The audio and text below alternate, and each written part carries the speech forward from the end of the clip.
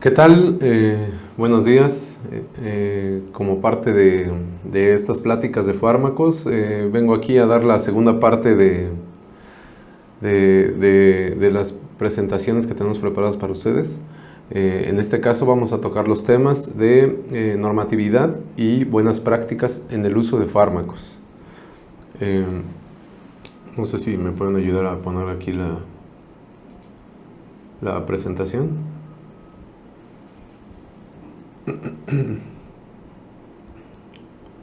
Muy bien. Primero vamos a abordar cuál es la problemática que tenemos actualmente en la mayoría de los países en vías de desarrollo y en particular en los problemas que tenemos en Centroamérica y el Caribe. Muy bien.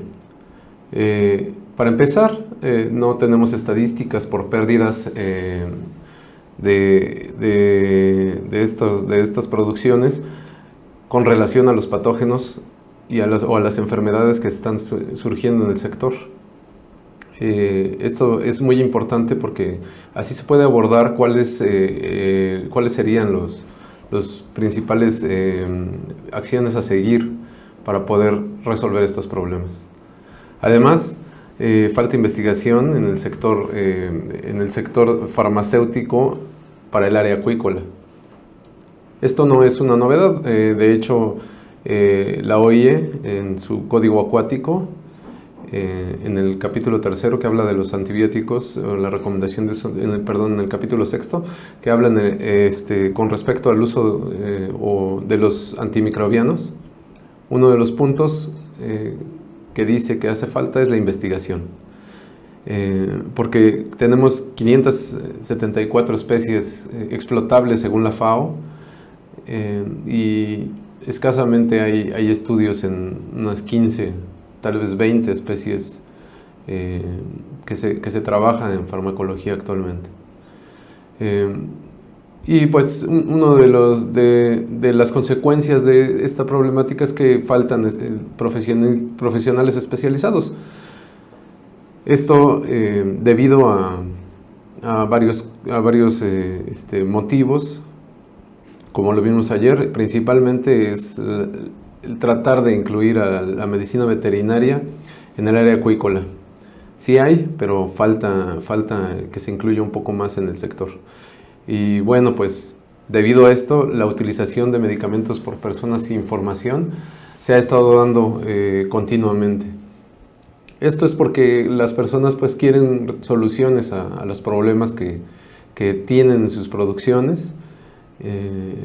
Ellos ahora sí que no les importa quién les dé la recomendación, lo que quieren es una solución. Entonces, desgraciadamente caen en esto, ¿no?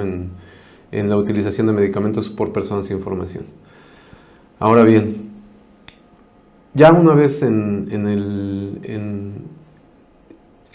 la parte de venta del medicamento, hay alimentos medicados, pero sí se les puede dar incluido el medicamento en el alimento, ya con la dosificación exacta y todo lo que ello conviene, porque recordemos que si pintamos el alimento o lo adherimos junto con un vehículo como es el aceite, como es la gelatina, pues entonces vamos a tener pérdidas más fuertes. Esto está comprobado por varios de los estudios hechos o varias investigaciones donde comparan con esta vía de administración que es en alimento, cuando lo añaden a la formulación del alimento antes de peletizar, y cuando lo pintan o lo adhieren con un vehículo como es el aceite y la gelatina.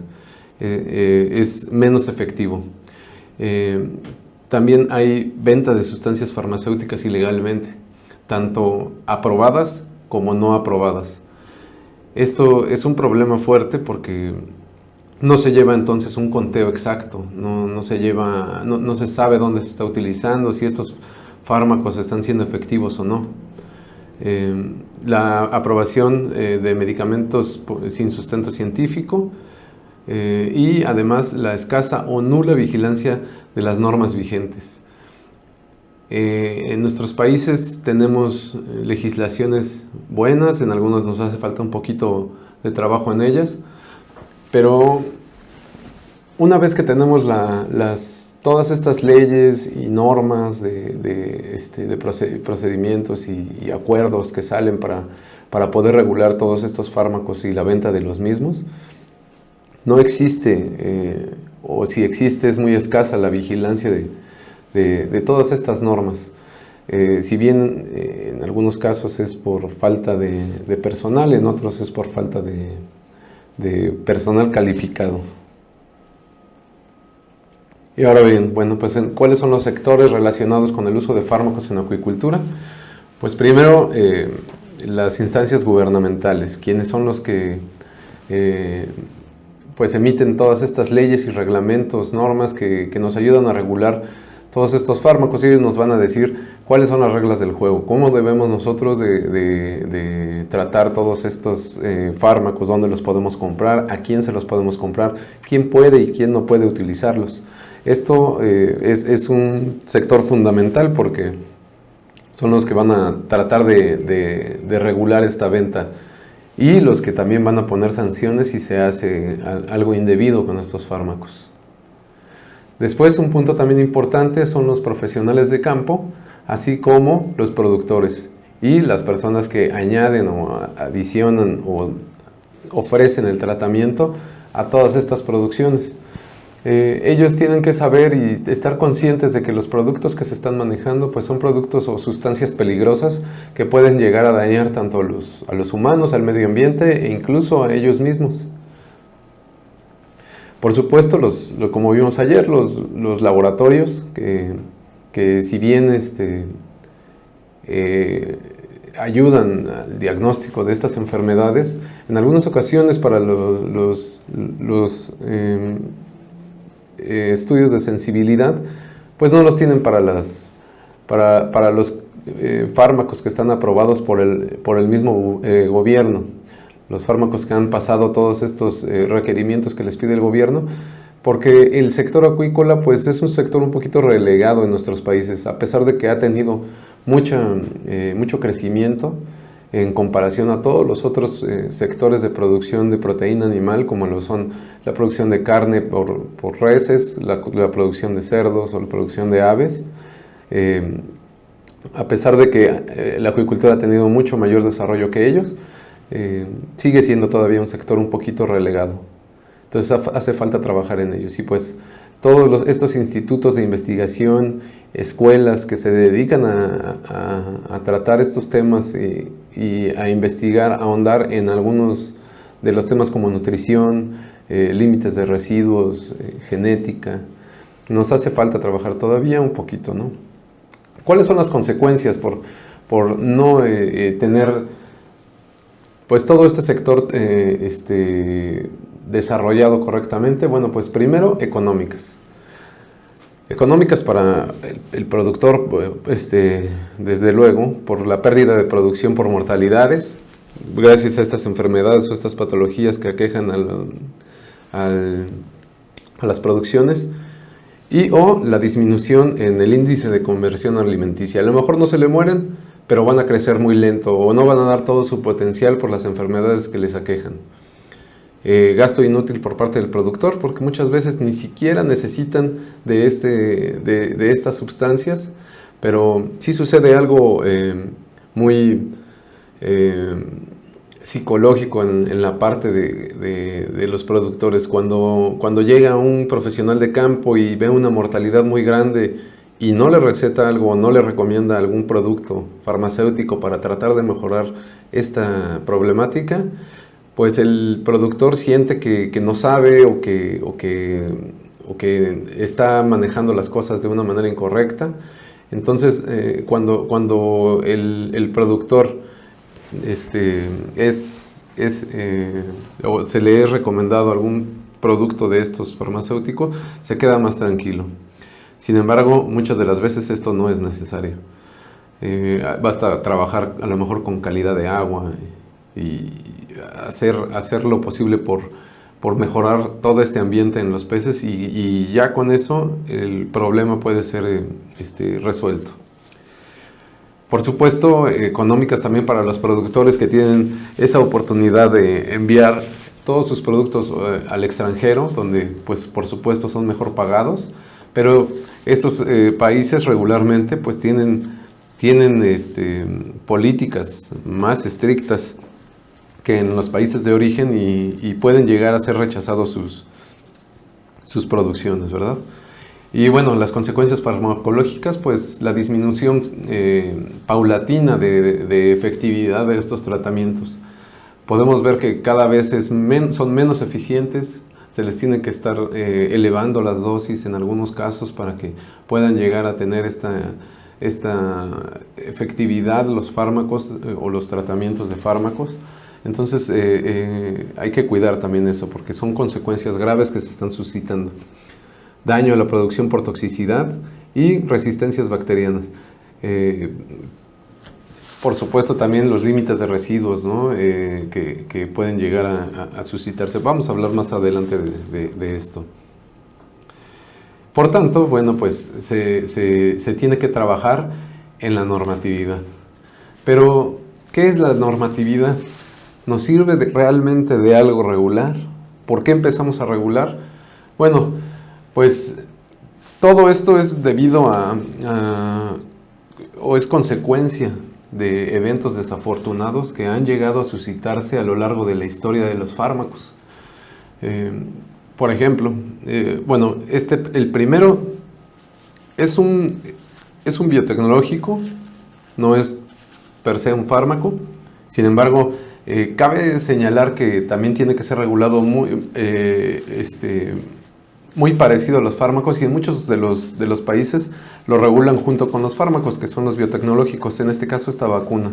La vacuna, el bacilo de Calmette-Guerin, que es la vacuna contra la tuberculosis. En 1930, 243 niños fueron vacunados oralmente, 173 de ellos contrajeron la enfermedad y 67 murieron. Esto pues abrió los ojos al mundo para comenzar a regular todos estos productos farmacológicos, ¿no? Después, con respecto a los fármacos, por supuesto que también hubo problemas, ¿no? La sulfonamida, una sulfonamida que decían milagrosa que estaba con un excipiente, o sea, como tal la sulfonamida no era dañina, pero el excipiente sí, que es el dietilenglicol. Este dietilenglicol pues es muy tóxico para el ser humano. 700 personas perdieron la vida gracias a este medicamento después de que se logró retirar del mercado. Ya después con los estudios se dieron cuenta de cuál fue el problema. Y esto sucedió principalmente en Europa y Estados Unidos. También la talidomida en 1959, yo creo que es el que más recuerda a la gente por los graves daños que causó. Esta talidomida se recetaba para el mareo, para las personas embarazadas, para las mujeres embarazadas, y pues llegó a causar focomelia en niños, que es el crecimiento anormal o crecimiento, o más bien no crecimiento de las extremidades de los bebés. Esto afectó a más de 10,000 niños. Y por tanto, bueno, pues se tuvo que empezar a regular, ¿no? Esto principalmente en Europa y Estados Unidos a través de la FDA, pero recordemos que estos dos, tanto la EMA y la FDA, son los que regulan los fármacos y los que muchos de los países nos enfocamos o nos ayudamos en todas estas directrices que ellos publican para poder nosotros tratar de mejorar nuestra normatividad. Bueno, pues esta normatividad consiste en muchas cosas, ¿no? Pero principalmente también tiene que ver con cómo se debe de autorizar un fármaco. Estos fármacos pues tienen que llevar todo un proceso de regulación y de comprobación de sus sustancias que están vendiendo, que no sean de alguna manera pues dañinas ni para el ser humano ni para el ambiente. y por supuesto para los animales, ¿no? Por tanto, pues deben de comprobar cuáles son las especificaciones de su producto y las constataciones de estas especificaciones, pues como pueden ser el pH, la solubilidad, el tiempo de anaquel, y todo esto tiene que estar fabricado con buenas prácticas de manufactura. Estas buenas prácticas de manufactura, por supuesto, pues tienen que ser trazables para poder llegar nosotros a resolver algún problema que pueda estar suscitado por alguno de los reportes de reacciones adversas que pudieran llegarse a reportar. Bueno, pruebas de estabilidad, antagonismo o sinergia en el caso de fármacos que vayan combinados, irritabilidad para aquellos que vayan a ser administrados de manera tópica, pirógenos, y esterilidad para los que vayan a ser inyectados. Y tienen que demostrar técnicas analíticas que sean aprobadas internacionalmente, reacciones adversas, toxicidad y antídoto.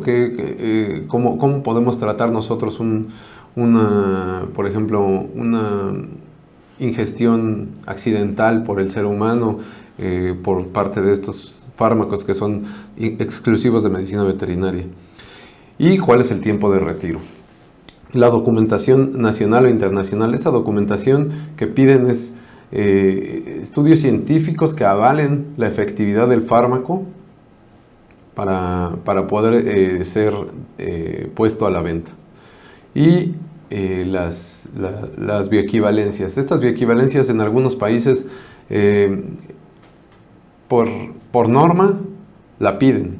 Sin embargo, en el hecho no la reportan o no la están incluyendo dentro de estos dossiers o informes para autorización de fármacos.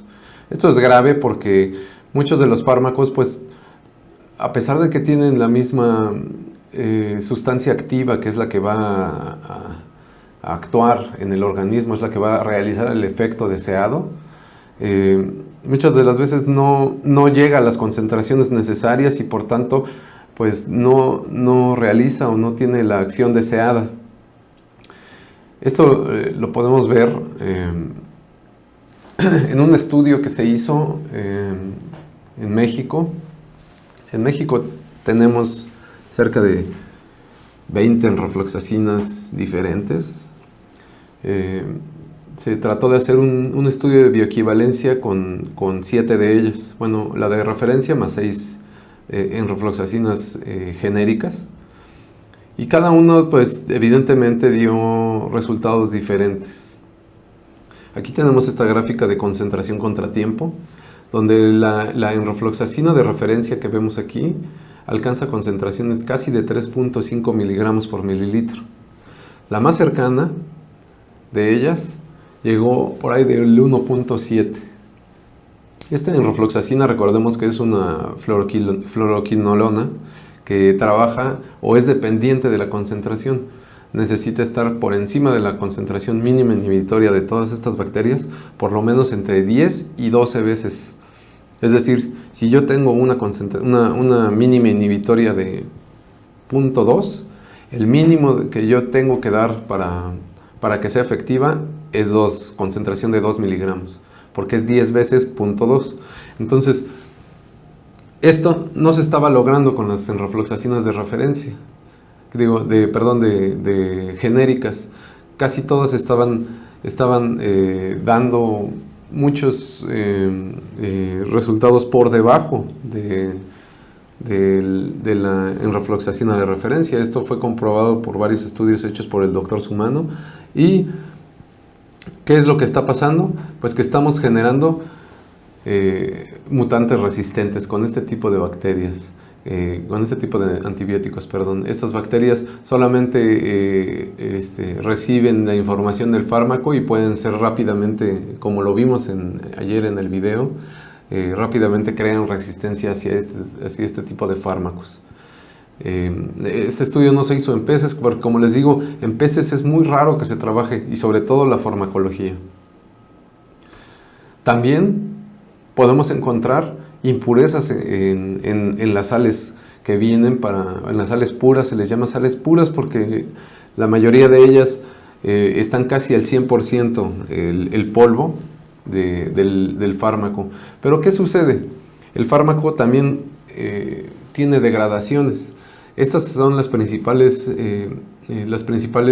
contaminaciones o los principales metabolitos que contaminan las sales puras de los fármacos que vienen que se importan de cualquier parte del mundo para poder nosotros envasar todas estas enrofloxacinas y ponerlas a la venta. Algunas de ellas, como por ejemplo, pueden ser un metabolito activo, como en este caso la ciprofloxacina, que solamente tiene esta diferencia en la molécula de enrofloxacina. Pero también puede haber pues impurezas por cloro, porque ya está degradado el anillo de piperacina, etcétera, ¿no?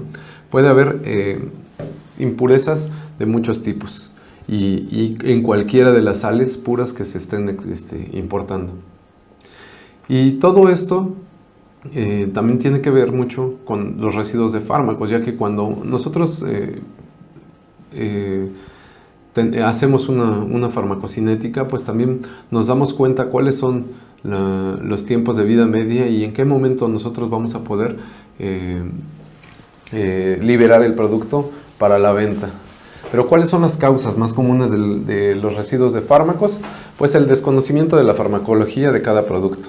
Y no necesariamente tiene que ser dado por el productor o por el médico veterinario. Tiene que ser dado por el laboratorio que está vendiendo el producto, porque se supone que ellos son los que hacen todos estos estudios y tiene que ser avalado por el gobierno, que son los que se supone que están revisando que todos estos estudios estén hechos de la mejor manera.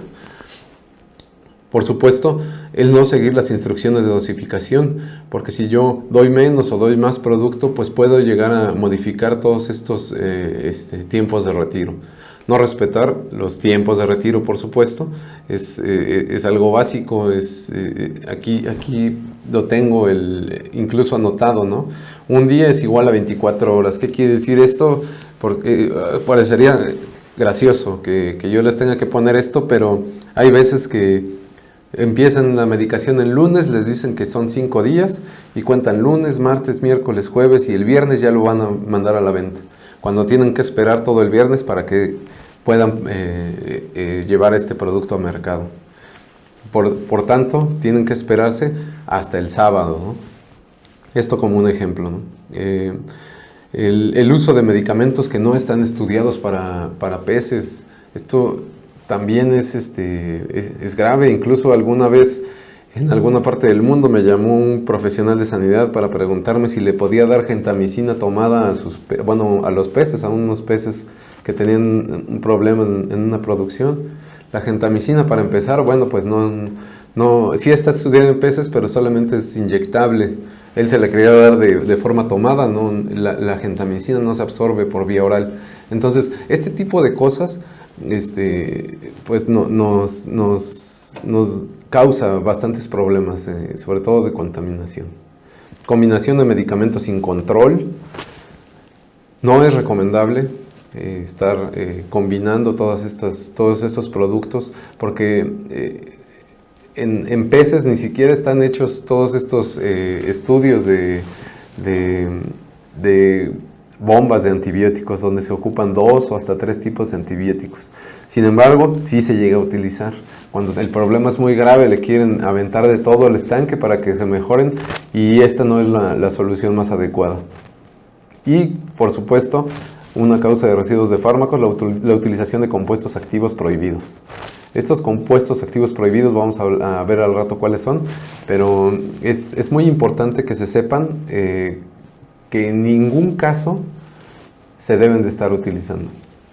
Y es un punto clave que las autoridades deben de tener en cuenta para evitar que estos productos lleguen a los países donde se está ofreciendo estos principios activos prohibidos. Y como lo vimos ayer, las farmacocinéticas no son iguales para cada uno de los productos, con la misma sustancia activa, principalmente por el vehículo que utilizan cada una de ellas, que por supuesto es un secreto industrial para cada uno de los laboratorios. Bueno, pues el residuo o el nivel de residuo de fármacos está dado principalmente por el nivel de no efecto o nivel aparente de no efecto y la ingesta diaria admisible o cuánto es lo que una persona normalmente come de carne, de huevo o toma de leche o de riñón e hígado está medido principalmente. ¿Pero qué es el NOAEL? Bueno, en el momento en que nosotros estamos realizando un estudio de NOAEL, vamos a incrementar poco a poco la dosis y vamos a ver cuál es el efecto que está causando en cuanto a teratogenicidad, embriotoxicidad, alteración incluso de la conducta sexual, cualquier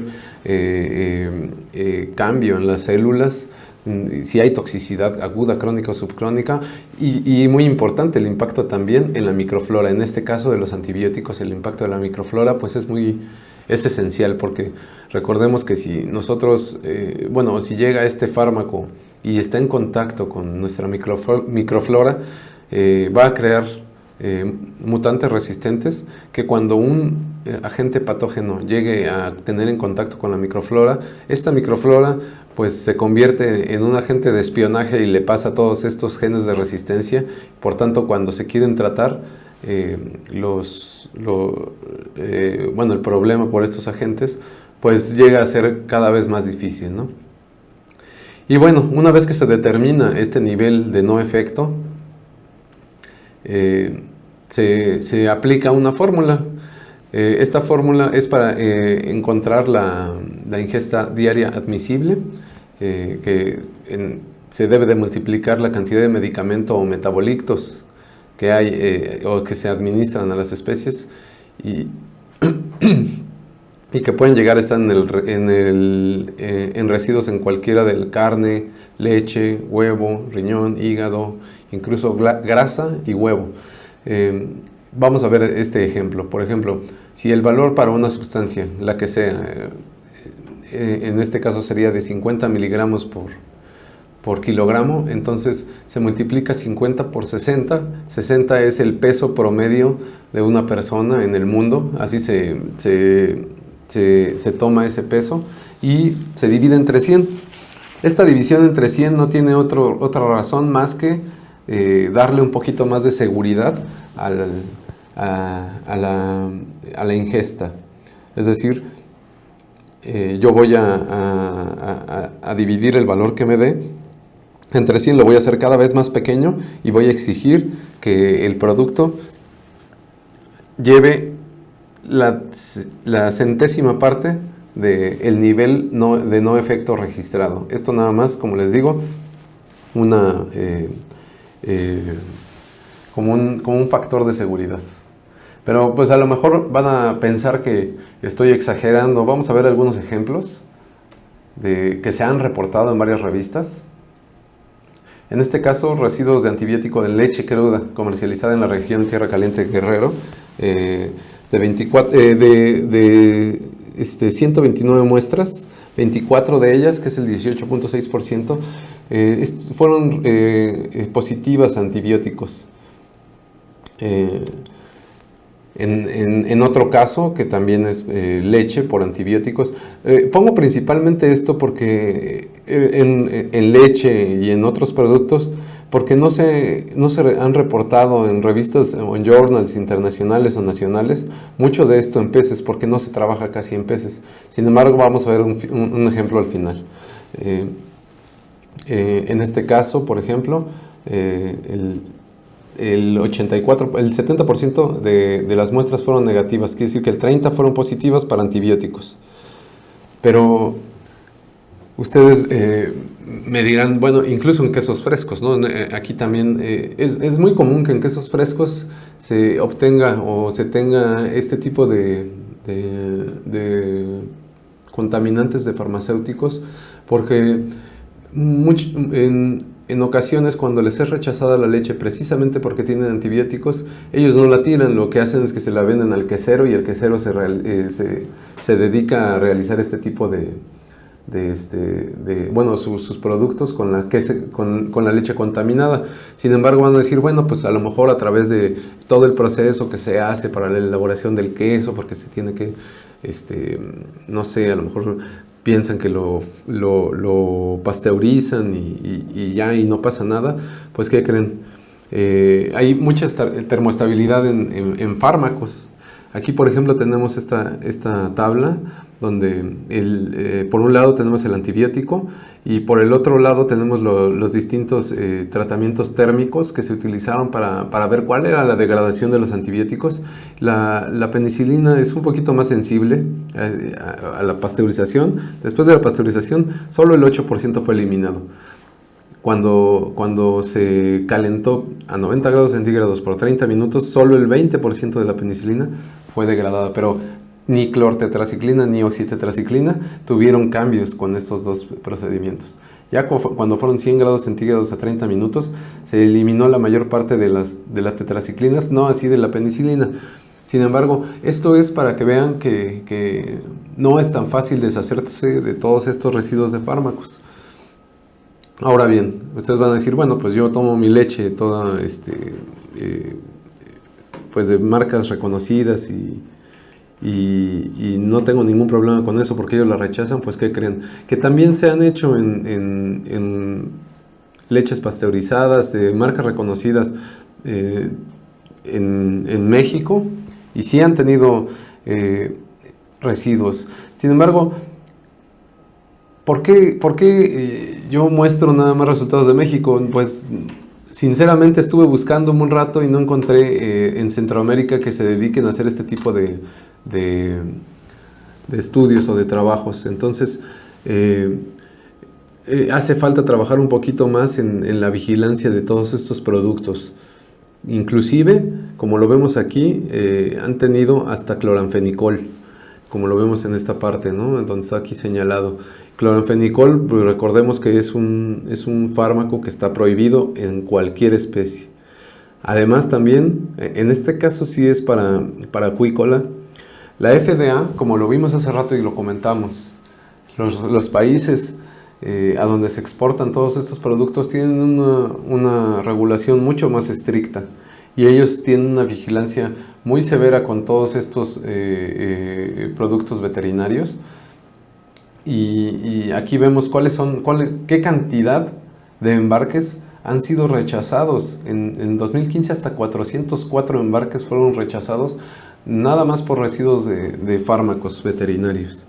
Y en este año ya llevamos 50 hasta julio de 2019. Esto pues sí es grave porque también, bueno, la mayor parte de estos rechazos, por lo que veo, es de países asiáticos como Malasia, China, Tailandia, pero también hay países latinoamericanos. Entonces, hay que tener en cuenta que también nosotros importamos todos estos productos de China, importamos productos de Asia para consumo de nosotros, porque no somos al 100% independientes en la producción o no tenemos todavía la independencia del abasto de todos estos pescados y mariscos, y tenemos que estar consiguiendo el producto. Y recordemos que los principales productores del área acuícola, por arriba del 70%, pues son los asiáticos. Ellos son los que tienen la batuta en las exportaciones, pero también son los que tienen más problemas de enfermedades y son los que utilizan más antibióticos que en cualquier parte del mundo. Por eso son los que han llegado a tener más rechazos. Sobre todo, muchos de ellos es por la utilización de cloranfenicol en camarones. Pero bien, estas son las responsabilidades que deben de tomar en cuenta las autoridades competentes de cada uno de nuestros países.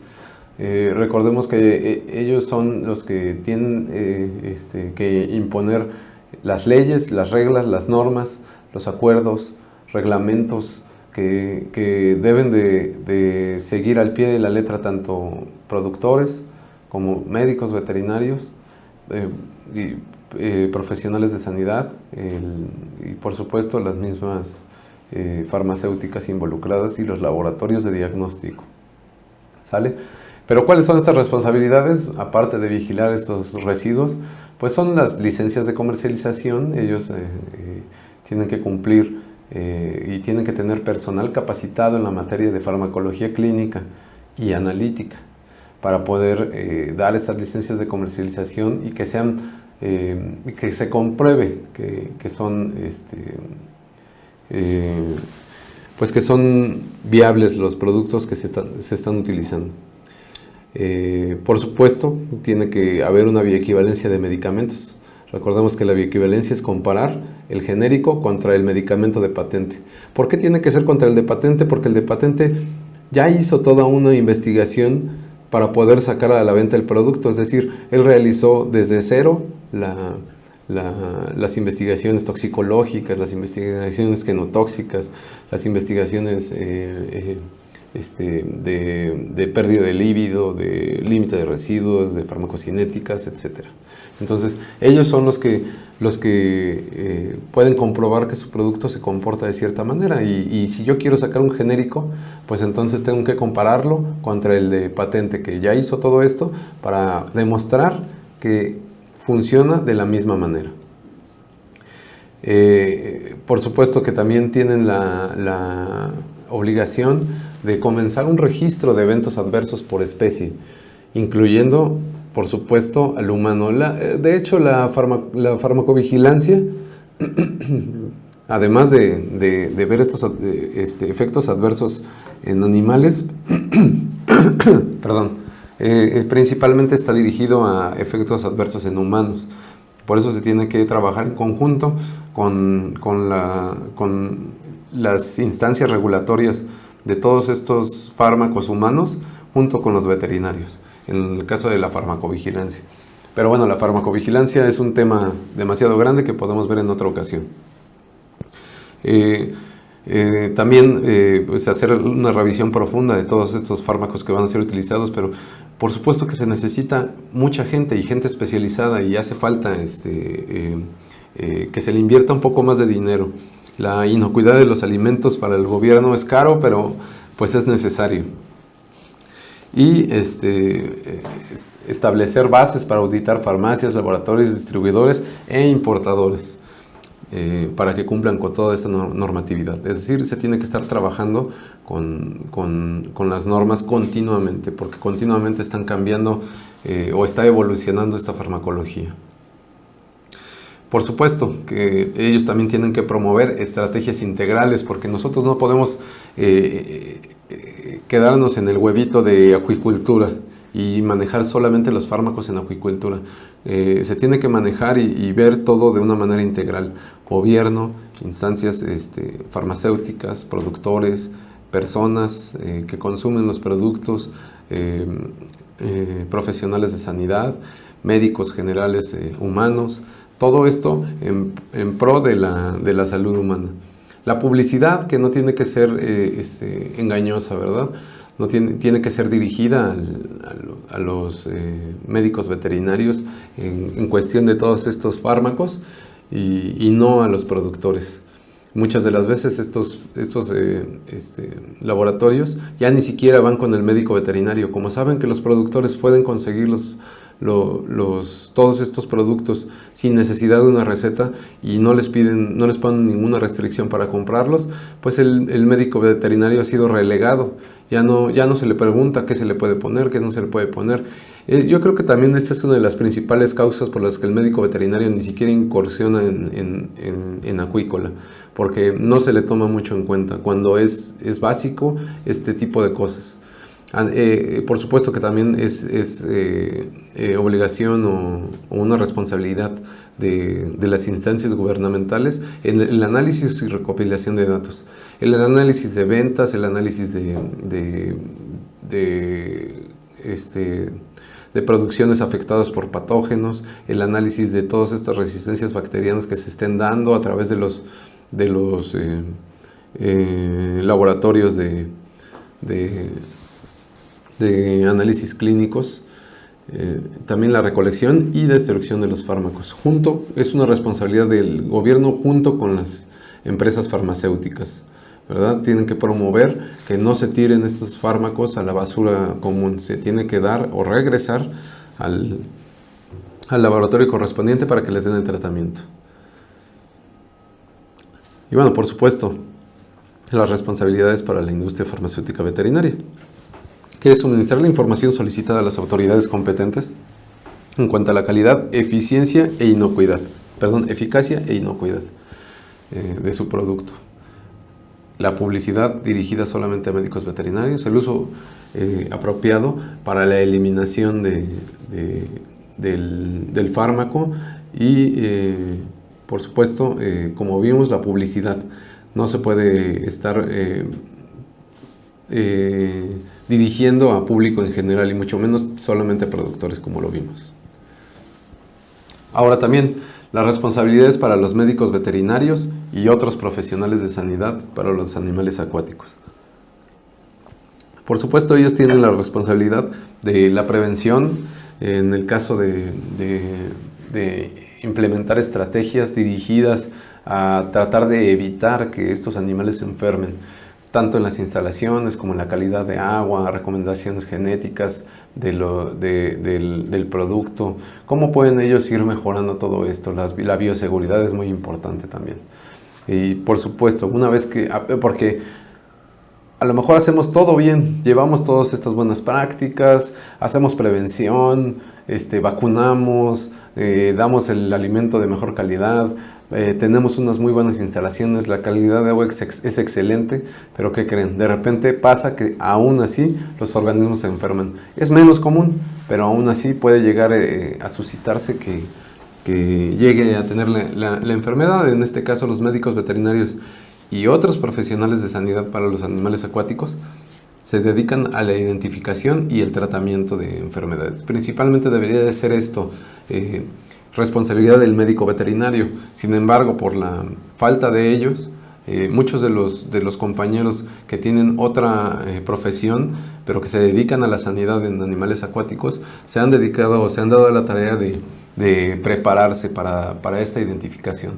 Y también dan el tratamiento para estas enfermedades. Sin embargo, como lo vemos, el tratamiento pues es algo muy complicado. Tal vez en la identificación pueda llegar a ser un poquito menos complicado que esto, pero aún así sí hay que tener cuidado con la identificación y el tratamiento de enfermedades cuando no se tiene una profesión médica como tal, porque precisamente la profesión cuando uno no es médico, pues no está enfocada a llevar todo este proceso diagnóstico que es riguroso. Por supuesto, pues hacer una evaluación clínica completa, desde la historia clínica, la anamnesis, las instalaciones, granjas cercanas, cuál es el abasto de agua, en qué momento, cada cuándo hacen, por ejemplo, biometrías para ver el tamaño de los peces, cuál es la seguridad que tienen de los trabajadores, etcétera, etcétera, etcétera. Todo lo que lleva a una evaluación clínica completa de la granja. Bueno, pues una vez que ya se dan cuenta que es a lo mejor lo más probable, de acuerdo al diagnóstico presuntivo, es una bacteria, pues entonces se tiene que mandar unas pruebas de sensibilidad para el organismo objetivo y para confirmar la elección del tratamiento. Muchas veces el productor quiere una solución ya. En algunas ocasiones, cuando el problema es fuerte, pues se puede dar una solución de acuerdo empírica, de acuerdo al problema, pero siempre se da como recomendación que antes de comenzar el tratamiento se manden o se tomen las muestras de sensibilidad para que mientras estamos dando el tratamiento empírico se compruebe la elección del tratamiento, se confirme que la bacteria es sensible a este fármaco que nosotros estamos recomendando, y conservar y compartir los resultados con las autoridades para que ellos puedan tener un registro de todas estas de todos estos pruebas de laboratorio, principalmente de las pruebas de sensibilidad, para que tengamos nosotros una base de datos de cuáles son las resistencias que se están dando en ciertas regiones de cada país y podamos actuar en consecuencia. También para los médicos veterinarios es una obligación indicar con exactitud al productor y a la persona encargada de administrar el tratamiento, darle santo y seña de cómo tiene que realizar la preparación del alimento medicado, en qué momento lo debe de dar, cada cuándo y por cuántos días, y que todo esto quede claro para la persona que va a administrar el tratamiento, porque a lo mejor estamos hablando con el dueño de la granja, pero el dueño de la granja nomás está atendiendo al médico y no está teniendo, a lo mejor no le va a pasar la misma información a la persona que va a ofrecer el tratamiento realmente, que sería el trabajador en este caso. Entonces tiene que quedar claro y pues, una buena recomendación también es dar las recomendaciones que le estamos dando por escrito. Y también es responsabilidad del médico cuando recomienda un fármaco que está fuera de recomendación del fabricante, es decir, cuando lo utilizamos para una especie que no es la indicada, cuando lo utilizamos en concentraciones distintas o por un tiempo distinto al recomendado por el fabricante. Este ya es responsabilidad del médico veterinario y de acuerdo a su experiencia va a poder recomendarlo, sí, pero se hace o se tiene que asumir la responsabilidad de si algo pasa con esa producción o si algo pasa con un contaminante. Por eso no es tan recomendable hacerlo. Sin embargo, como la pregunta que me hicieron ayer, ¿qué podemos hacer con los animales de ornato? Pues con los animales de ornato es lo que se tiene que hacer. Desgraciadamente no hay una legislación que lo regule y ellos pues también son animales, también se enferman y también requieren de tratamiento por ética, requieren de tratamiento porque el productor no quiere perder sus peces, entonces se le tiene que dar solución, pero pues poco a poco se puede ir trabajando en este sentido, ¿verdad? Ok, también la responsabilidad de los médicos veterinarios es llevar un registro de cada una de estas recomendaciones que está dando a los productores o de cada uno de los tratamientos que está implementando para que él pueda dar y pueda tener ya un archivo clínico de todos sus clientes que está atendiendo. Y, por supuesto, la cultura o reporte de sospecha de efectos adversos. Por supuesto que el médico es el que puede hacerlo más fácilmente. Sin embargo, cualquiera de nosotros o cualquiera de las personas, incluso productores, incluso personas que solamente son consumidores del producto terminado, pueden levantar una sospecha de reacción adversa a algún producto. Cuando se hace eso, se desencadena todo un procedimiento o se activa todo un procedimiento para poder determinar si hubo o no responsabilidad por un fármaco. Por eso se le llama reporte de sospecha de reacción adversa. Se tiene que descartar esta sospecha y también tiene que ser atendido por el laboratorio que esté implicado. Y para esto nos sirven todos estos registros. Por eso es que es tan indispensable atender las cosas con las buenas prácticas de documentación. Y bueno, responsabilidades para los criadores de animales acuáticos, por supuesto que es implementar las buenas prácticas de sanidad, buenas prácticas de documentación, buenas prácticas de uso de fármacos para que puedan llevar esta trazabilidad que se necesita. Además, ellos pueden comprobar que están siguiendo las reglas y que están haciendo las cosas de una manera correcta para el gobierno y para que puedan ser de alguna manera aprobados más fácilmente o renovados sus permisos para producción. Por supuesto, una de las responsabilidades cuando van a utilizar un fármaco, el uso solo por recomendación del médico veterinario, porque es el que tiene la información necesaria de cómo trabajan estos fármacos. Sabemos que muchos de de ellos, pues tienen mucha experiencia, se han dedicado por muchos años a la acuicultura, se respeta mucho eso, sin embargo hay muchas cosas que se tienen que saber y todos los peligros que conlleva el manejo de estos fármacos. Respetar las recomendaciones en materia de posología, método de aplicación y periodo de suspensión, y tener una muy buena comunicación con su médico veterinario, con su profesional de sanidad acuícola, para que pueda actuar en consecuencia rápidamente. Además, asegurarse de que los agentes antimicrobianos se hayan almacenado, manipulado y eliminado correctamente.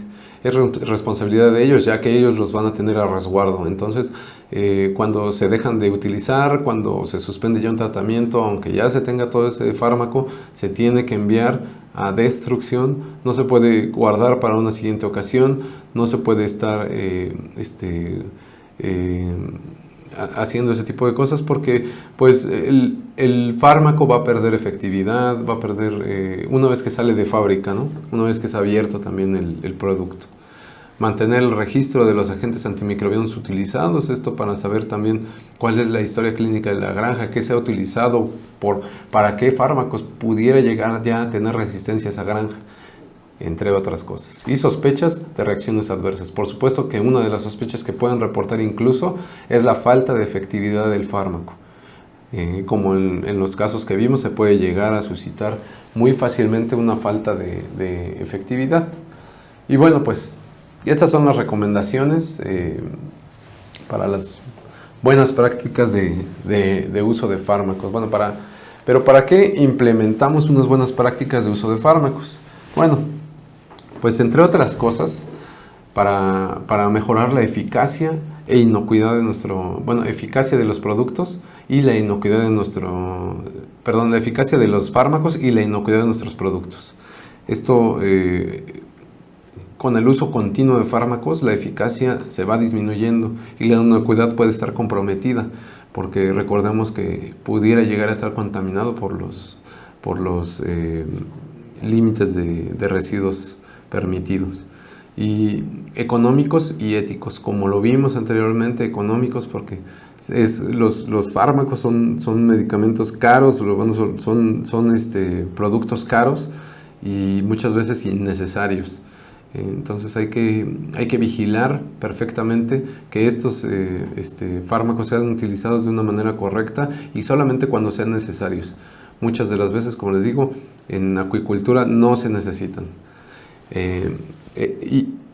Y éticamente, porque pues los animales, recordemos que se enferman, se tienen que utilizar estos fármacos, pero la ética también va más allá, va en cuestión a que yo estoy vendiendo un producto y tengo que estar seguro de que el producto que estoy vendiendo no va contaminado.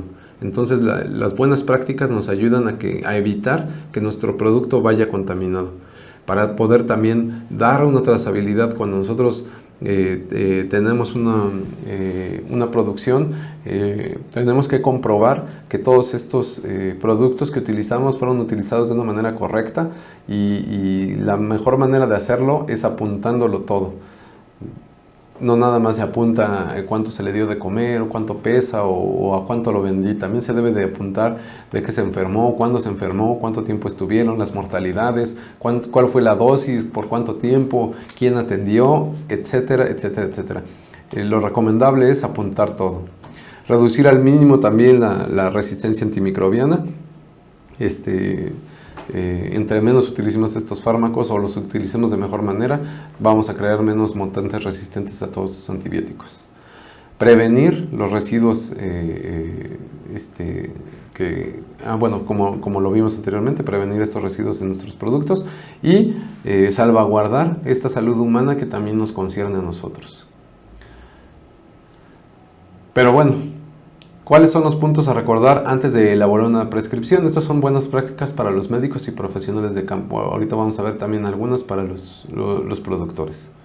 Lo primero que tenemos que preguntarnos es si el consumo de esta sustancia reviste de algún peligro tanto para la producción, para los animales, para el medio ambiente, para los trabajadores, para el producto para el producto final, entre otras cosas.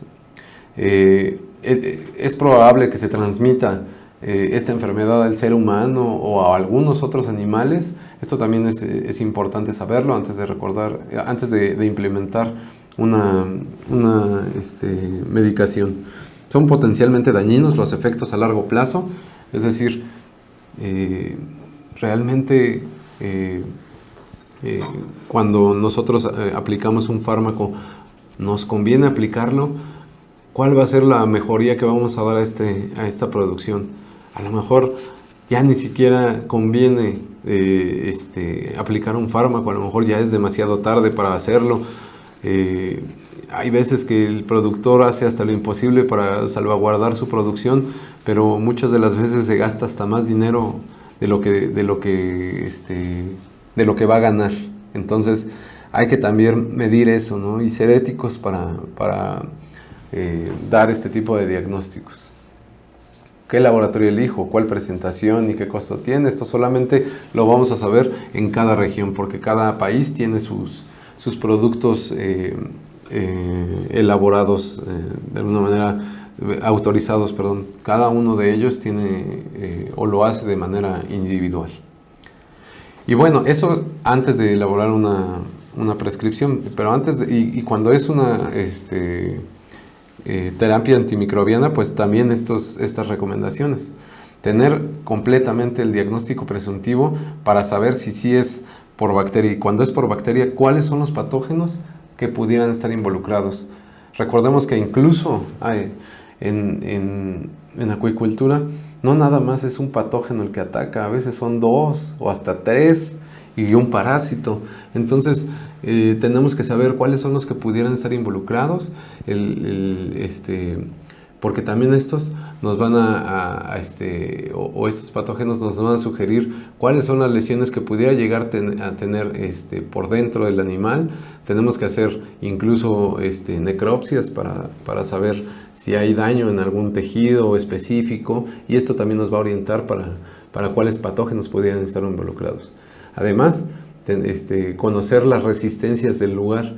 Esto solamente se da cuando ya se estuvo trabajando con los profesionales de sanidad y los médicos veterinarios, y ellos poco a poco reportan al gobierno cuáles son los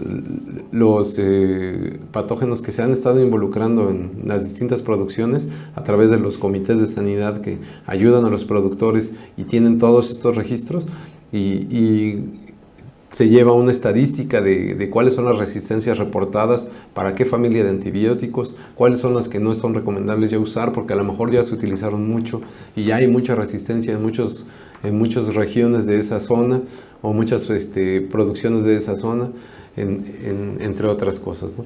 Vía de administración y dosis. Sí, porque a lo mejor ya no conviene darlo en baño, a lo mejor, por vía oral, a lo mejor en baño, porque o a lo mejor hasta inyectado, dependiendo si sea un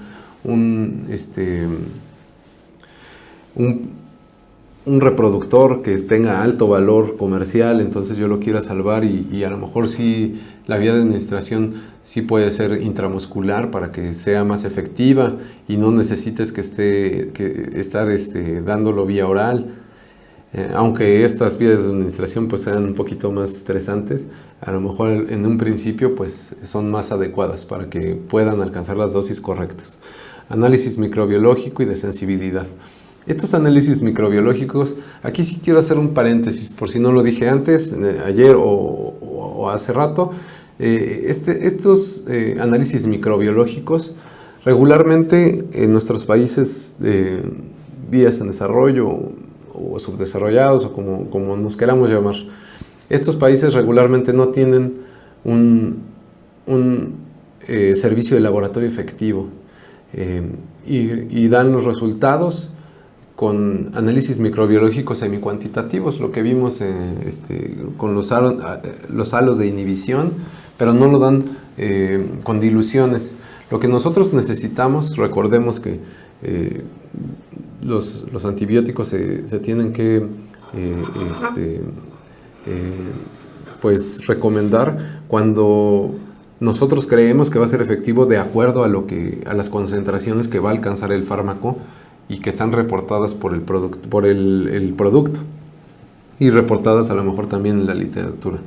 Es decir, si a mí me dicen la bacteria es sensible a florfenicol, pero no me dicen cuál es la concentración mínima inhibitoria de esa bacteria para el florfenicol, ¿cómo voy a saber yo si esa sensibilidad que me están diciendo va a alcanzar para la concentración que en mi especie que quiero tratar alcanza? A lo mejor la concentración mínima inhibitoria es muy alta en comparación con otras especies, porque recordemos que cada especie tiene distintas concentraciones en sangre, o puede absorber distintas concentraciones del fármaco y por tanto va a dar concentraciones distintas del fármaco, por lo que nosotros necesitamos de estas cantidades numéricas de la concentración mínima inhibitoria para compararla para lo que está reportado por nuestro producto para nuestra especie. Y esto regularmente cuando lo reportan sensible, cuando lo reportan intermedio o resistente, sí hay tablas reportadas internacionalmente a través de el CLSI, que es el Clinical and Laboratory Standards Institute, que se dedica precisamente a esto. Siembra cientos de cepas, lo desafía contra cierto tipo de fármacos para cierta especie y tiene las cantidades de concentraciones máximas que puede llegar a dar cada especie, y de acuerdo a eso dice, bueno, para el caballo estos son cuando te reportan sensible, es cuando tu concentración o cuando tu halo de inhibición es de determinado tamaño y ya lo puedes reportar sensible, y cuando tu halo de inhibición es más chiquito ya es intermedio, y cuando ya no se da pues ya es resistente. Entonces para peces recordemos cuántas especies hay, a lo mejor hay para uno que otro, pero hay demasiadas especies y no está regulado para todos.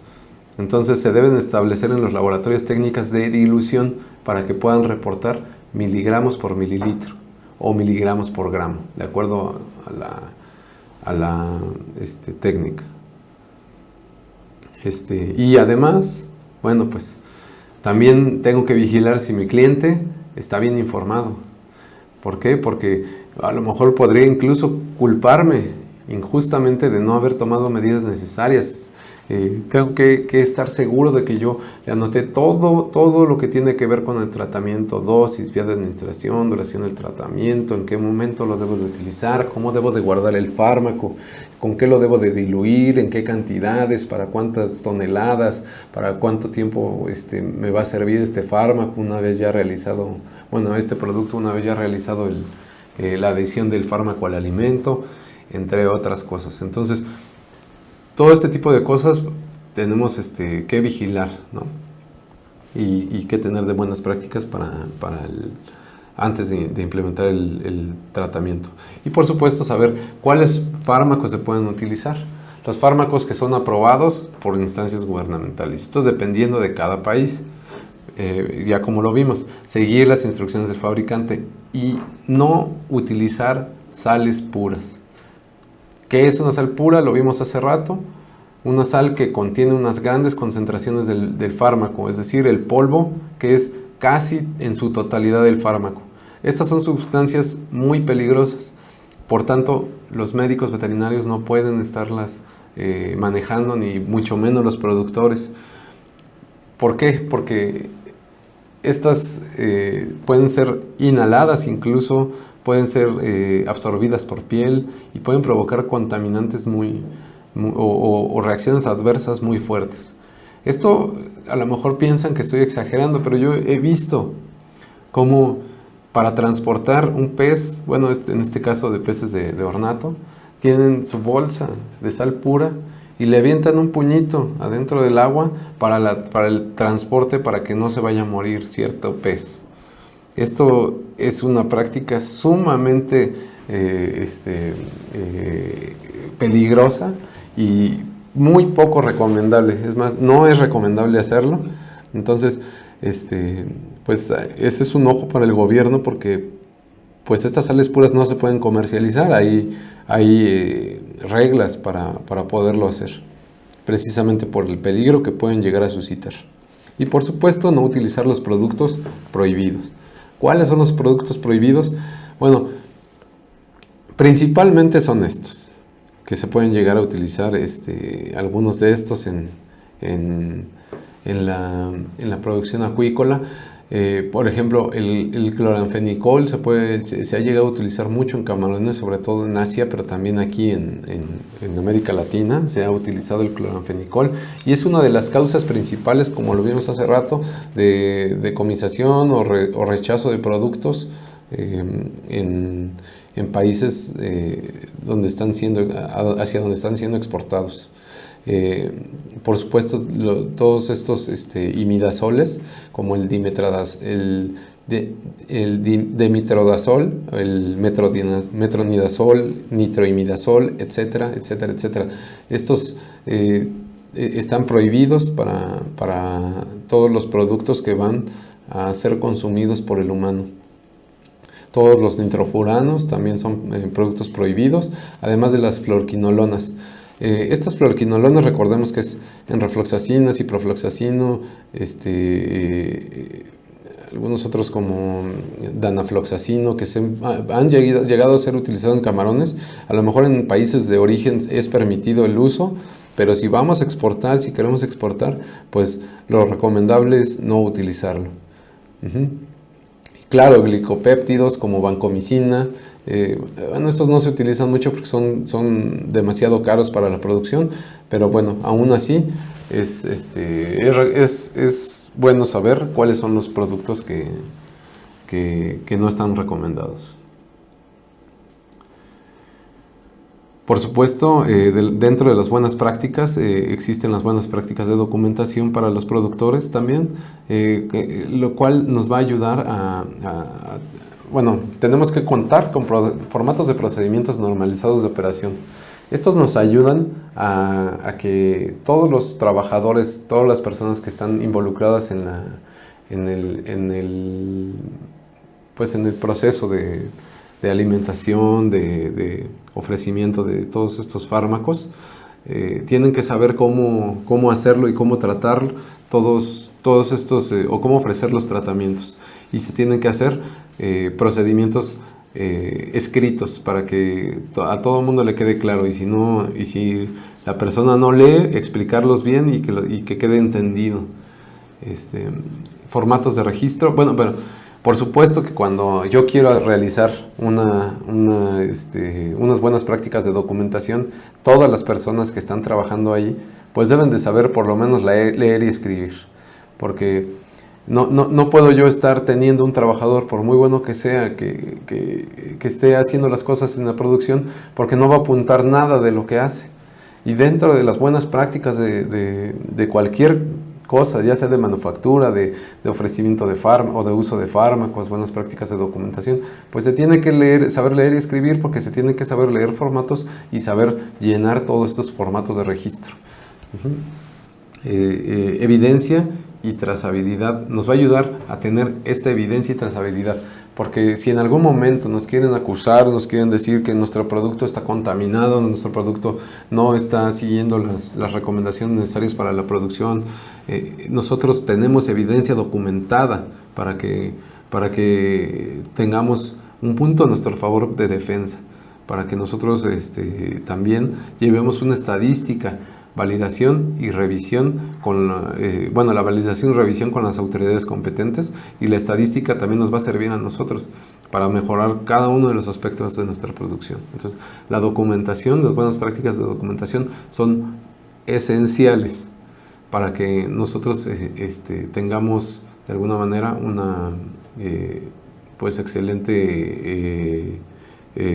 excelente manejo de fármacos. Por supuesto que al administrar este tratamiento, quien lo vaya a ofrecer tiene que tener todas las medidas de seguridad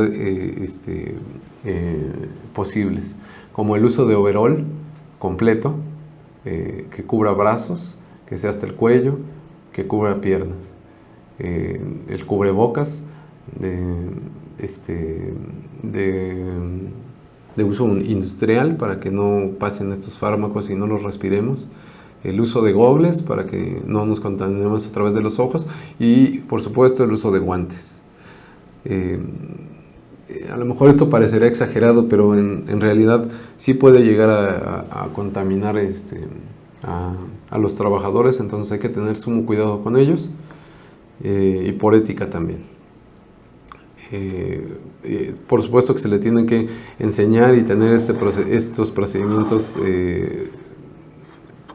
normalizados de operación para el manejo de sustancias y deberían de tener una capacitación continua, una capacitación que los va a ayudar a que no caigan en este tipo de accidentes o de mal manejo de las sustancias y puedan ser contaminados. Toda esta capacitación tiene que estar, por supuesto, o la tiene que ofrecer tanto profesionales de sanidad como los mismos dueños de las producciones.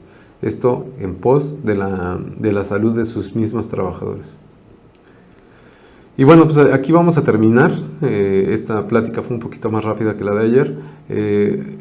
Vamos a terminar con esta conclusión. Si nosotros atendemos y mejoramos cada vez nuestras leyes, nuestros acuerdos, nuestras normas generales para nuestros productores, vamos a tener poco a poco una mejora en nuestro sector acuícola y por supuesto la concientización para poder aplicar todas estas buenas prácticas de producción, buenas prácticas de uso de fármacos para evitar estos contaminantes y por supuesto que esto nos va a ayudar a mejorar nuestras producciones y nuestros productos, la calidad de nuestros productos. Todos nos merecemos un producto mejor en cualquier sector agrícola pecuario. Ahora bien, solo les quiero dejar este pensamiento del señor Alexander Fleming. Este señor fue el que descubrió la penicilina por ahí de un poquito antes de 1920. Él después de haberla descubierto, con sus investigaciones se dio cuenta que las bacterias poco a poco iban creando resistencia cuando se les iba desafiando, es decir, como lo decíamos antes, las resistencias a los antibacterianos nacieron prácticamente junto con los antibacterianos. Y entonces al darse cuenta de esto, el señor Alexander Fleming dijo: la persona inconsciente que juega con un tratamiento de penicilina es moralmente responsable de la muerte de un hombre que sucumbe a la infección de un organismo resistente a la misma.